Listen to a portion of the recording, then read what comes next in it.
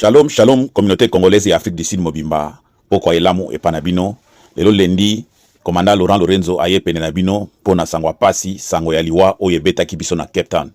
Poyoka ki ba voice lekaki, semene lekaki, na commandant Anderson Kongolo na ba kongomani mususu, oyo bachaki pilili, bachaki image ya ndeko na biso, jeune frère na biso fidèle, oyo asalaki accident ya moto, oyo communiqué pesa makike azali na famille awate. C'est vrai, ndeko bapara na ye bazali awate, ndenge yaki na South Africa koluka ka ndenge to beta kayu, kobima oke ko beta kayu koluka mwana mobali. Ndeko azalaka drumer na église ya Efata Bi Open Church, oyo ya pasteur Janon, pasteur oyo azalaka cool, oyo azalaka prêt ya communauté na ye. Ndeko akufaki, programme eza déjà établi que il fallait bakunda ye, mais ba moyen ezali na noté pour na ko réaliser programme wana. Yango to ye pene ya communauté to meka ko aider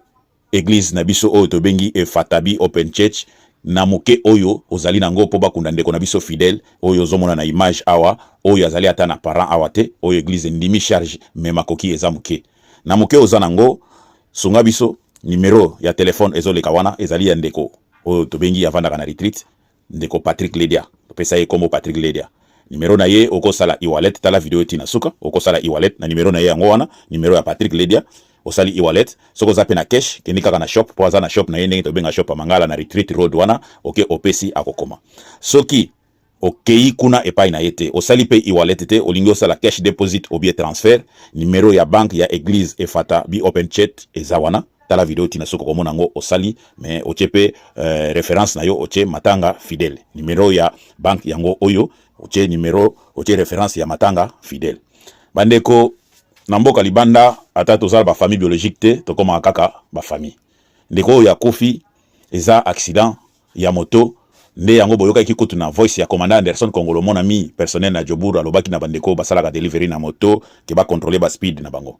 yango to sengi na bandeko nyonso to meka kocha ata muke ozana ngo to lela na ba oyo bazolela bandeko ya delivery bino collègue na bino musala ba oyo bazali na branche ya Deep River ya Constantia ba oyo basalaka na Checkers ba oyo basalaka pick up ba oyo basalaka na Uber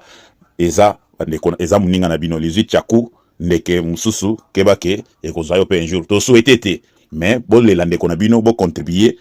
ba référence ango to pesi pona kolela ndeko na bino congolais nyonso o atutisami na maloba oyo ozala oza musika référence yango wana bache tala video komona ba référence osali mo cash deposit e-wallet ekokoma poto kunda ndeko oyo azali na famille biologique na ye awate famille na ye ezaka kabiso communauté congolaise tocha maboko na bandeko ya église ya Efata o basali déjà sacrifice munene bazui funeral ba obsèque nyonso en charge mais makoki et kokité programme eza déjà établi pour na samedi oyo bakunda adresse ya église ezali bongo na Retreat Road na numéro 240 esika wapi Matanga ezali et programme esalemi ete samedi le 2 novembre nde bakokunda ndeko na biso fidèle et bembe kokoma na église Efata Bi Open Church au church na 9h tina 11h après bakendo kunda ye na cimetière ya Plumstead wana eza programme ndenge basali yango ndenge esalemi mais makoki oyo kolanda programme oyo eza nanu te yango tozobelela na communauté ndeko nyonso communauté congolaise ndeko nyonso aza congolais mbongo nyonso eza kaka mbongo koyoka soni te ke angana zaka na 50 ren eza muke te muke wana po ekoma ebele il faut banana na muke to sengi na ba organisation oyo bazali na kati ya mboka oyo DCWC de Rock eza na mabele na bino KPS oyo Kasai pour le progrès social oyo ya Papa Prince ba organisation nyonso eza retreat bosangani to tia maboko pona okuna ndeko oyo